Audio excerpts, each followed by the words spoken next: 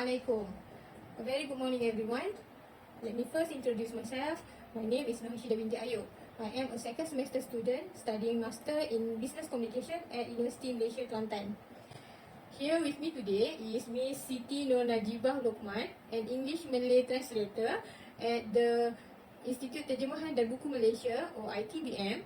Miss Najibah will be share with us about her personal artifact and mindful listening according to her view. First of all, thank you Miss Najibah for willing to be with me this time.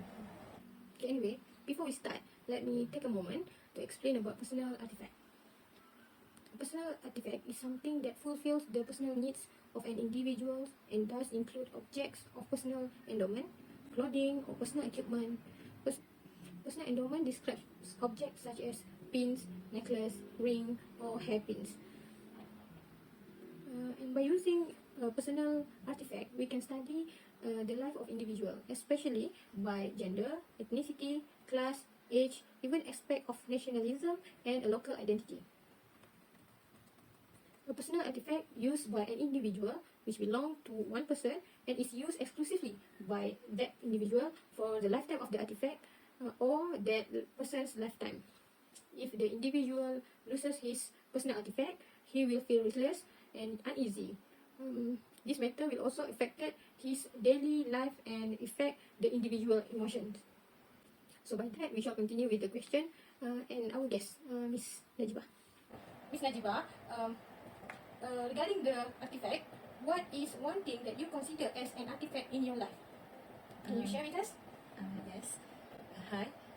For me, I find it amazing how objects play a huge role in people's life.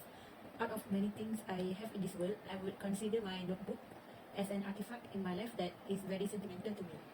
Okay, Miss Najibah, can you explain more about the notebook? There is something about a notebook. I love collecting notebooks, be it buying with your own money from the bookstore or getting free notebooks when I join any events or activities. I have written in notebooks since I was 9 years old and I still keep them all until now. I am 25 years old. So how I started collecting notebook was that when my best friend gave me a BFF notebook as a birthday present when I was 9 years old. She actually didn't know what to give me as a present and she just printed out a picture of us and glued on the notebook and wrote some cute things about me and the friendship. And as time passes by, we started to use the book together like a friendship diary. We started to write about ourselves, how our day went, things going on.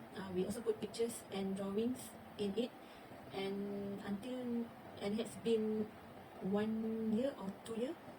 The book has finished and it's full of the memories and pictures that show how much we have grown since then. So that BFF diary notebook made me think that I should have my own notebook and I just write anything I want on it. Writing in the notebook is not only meant for writing about academic stuff, but you can just write anything on it. I literally write everything in it, like what people say about me, praise me, or sometimes random things that when I hear a good quote, I immediately write in the notebook. Or sometimes the list my mom asked me to buy some groceries for her.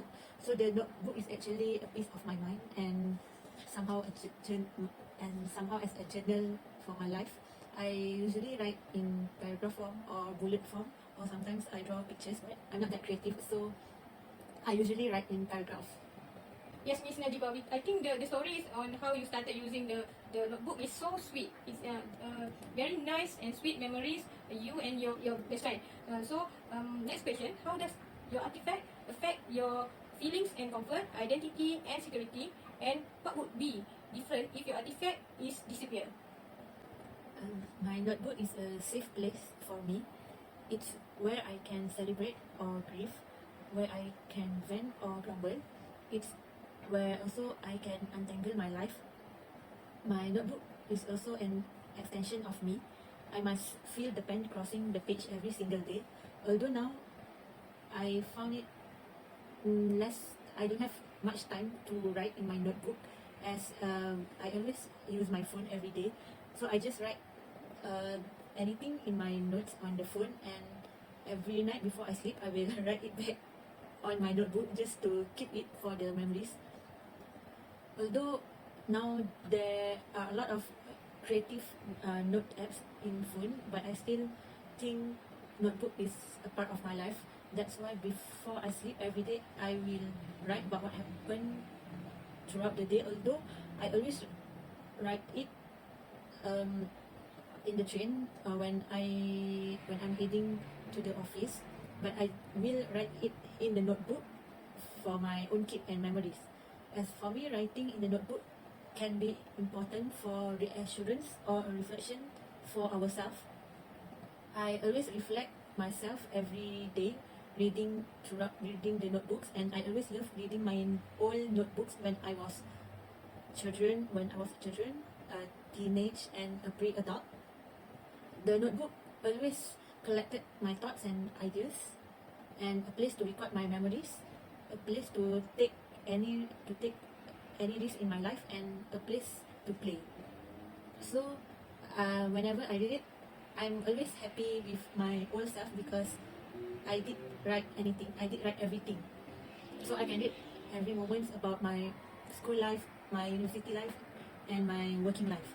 So I can wait to read about my working life when I am reaching 30s and 40s. So do write, people. You will be amazed when you flip them. I have one story to tell. Actually, I have lost my 2 notebooks when I was in my school hostel. At that time, the notebook supposedly cannot be bring to the classroom because my teacher that time, she only allowed us to bring academic notebooks only. So my 2 notebooks have been taken for them.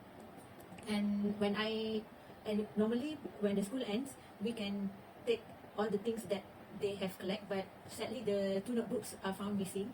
So I don't have my notebook for 2014 and 2013 and 2014 memories. So when I lost them, I'm sad. Yeah, honestly, I'm sad because the notebooks hold a special place in my heart. But things happen, so I just let it go. But somehow, I always hope that I can find the notebook. But those 2 notebooks are missing. According to what my teacher said.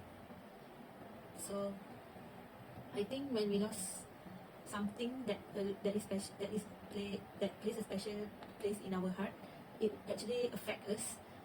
But it's okay, we can just buy a new notebook. Okay, thank you, Ms. Najiba, for the stories that you share with us.